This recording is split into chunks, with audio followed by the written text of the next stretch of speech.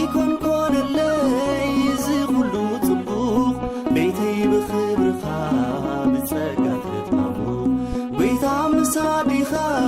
ምስ ኩሎም ሃዋርያት ምሳይ ውዒልካ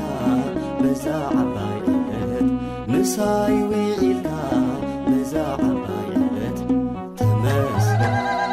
ያባትካ ኣብ ልዕለይ ፈሲሱ